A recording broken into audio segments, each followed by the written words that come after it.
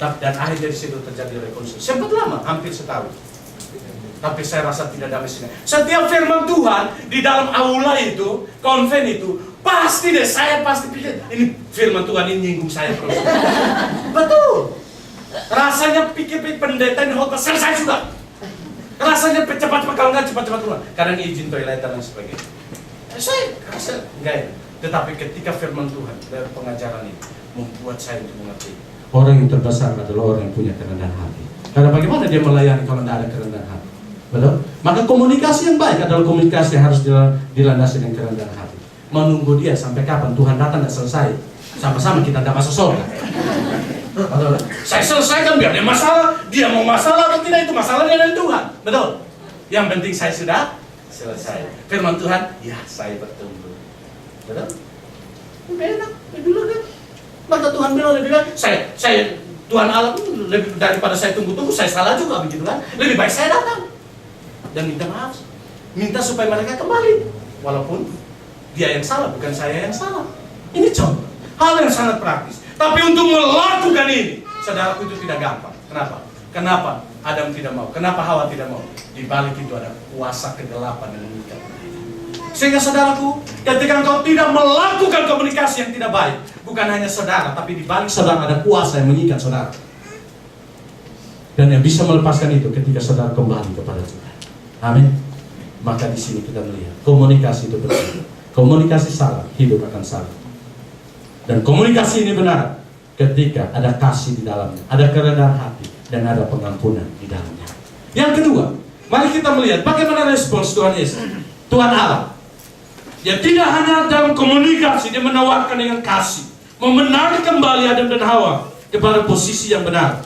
Tapi kalau kita melihat ayat 14, 15, 16, 17, maka di sini dan ayat 18 dan sampai 19 kita melihat ada komunikasi, ada kasih. Poin yang pertama, tetapi di dalam poin yang kedua, dalam komunikasi ada keadilan.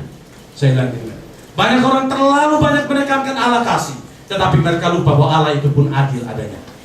Maka di sini kita melihat ketika perempuan selesai berkata, ular yang kau ciptakan itu, maka Tuhan katakan kepada ular apa?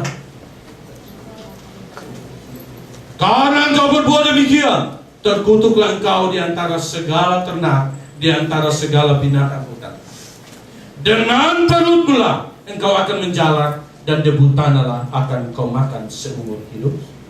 Saudaraku, Tuhan berikan penghukuman. Setiap dosa ada sanksi. Betul? Maka Tuhan bilang sama ular, mungkin dulu ular punya kaki. Betul? Betul? Dan saya tidak tahu kakinya berapa senti. Dia punya kaki. Tapi kalau saya begini bukan berarti saya ular gitu ya. Ular punya kaki. Tetapi ketika ada kesalahan, ada dosa, di mana iblis masuk ke dalam ular itu, tidak usah bicara lah kayak tidak bebas daripada ular, begitu ya. Itu urusan dia dengan iblis lain. Hanya Tuhan bilang, terkutuk engkau saat ini engkau berjalan dengan apa? Saudaraku, ular dikatakan bahwa ular adalah binatang yang cerdik. Tetapi ketika dia kena kutuk, kenapa posisinya dia harus merayap di dalam debu? Itu menunjukkan bahwa Tuhan merendahkan dia serendah-rendahnya. Betul? Kaki nggak ada, jalan pakai perut. Merendahkan dia serendah-rendahnya. Kenapa? Apakah Allah tidak adil? Allah adil karena setiap dosa pasti ada sanksinya. Dan itulah sanksi bagi ular, supaya ular tahu dia cerdik, tapi bukan dia yang tinggi, tapi dia rendah, supaya sadar diri. Maka saudaraku, kalau dosa tidak diselesaikan, sanksi Tuhan akan berikan dalam hidup ini.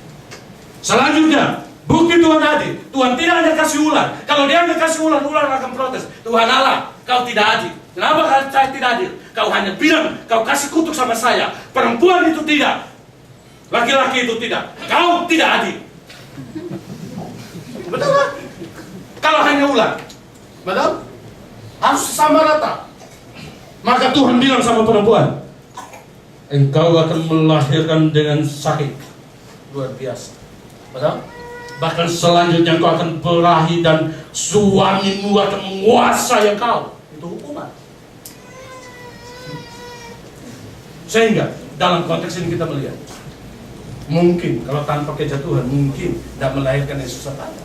Maka saya mau balik. Kalau istrimu melahirkan sakit, beliau dalam hati ini akibat dosa. Jangan dibentak-bentak, kamu nangis saja dulu. Apalagi kan tidak hanya, kadang-kadang bukan hanya histeris, tapi kukunya kagum. Maka bersyukur buat yang suami-suaminya di sini dan istrinya di sana. Melahirkan itu nggak kena garuk. Banyak yang kena garuk karena ya sakit. Histeris. Makanya nggak ada kor pun kalau melahirkan pasti ada kor. Nah, itu hukuman. Susah payah melahirkan. Apalagi air ketubang kering, mati. Melahirkan susah payah. Itu akibat. Itu akibat. Sehingga, apalagi sudah dapat akibat begitu, suaminya dosanya banyak lagi. Ditimpakan pada istri, puji Tuhan. Nah, di sini akibat yang kedua. Kemudian selanjutnya dibilang sama suaminya, apa? Tanah ini akan tumbuh anak dan duri. Engkau akan berjadi payah, susah payah, sampai berpeluh baru engkau bisa makan. Betul? Karena dosa tidak hanya mengakibatkan kutuk buat manusia, tapi juga buat alam. Sehingga jangkauan dosa itu besar bagi manusia, bagi binatang, dan juga bagi tanah. Maka tanah pun menumbuhkan apa? Onak dan duri. Bahkan engkau bekerja susah payah. Maka saya mengatakan kerja grinder pun tidak apa-apa. Memang sudah begitu. Imono panas pun tidak apa-apa. Memang sudah begitu. Anggap saja itu onak dan duri. Itu onak dan duri. Sehingga ketika engkau kerja capek-capek, jangan marahin Adam dan Hawa. Adam dan Hawa, kalau kau tidak jatuh, aku tidak seperti ini capeknya. Tuhan, terima kasih buat onak dan duri. Bersyukur untuk itu. Tuhan kasih. Jerih payah, maka dikubur pun tidak apa-apa. Memang itu jerih payah, harus keringatan dan sebagainya. Saudaraku, ini artis. Komunikasi, ada kasih, tapi di dalamnya harus ada keadilan.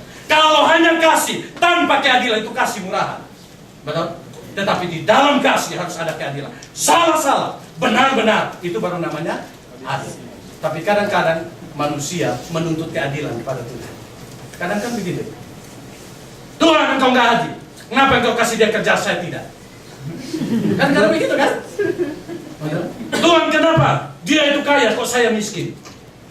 Betul? Kadang kan begitu.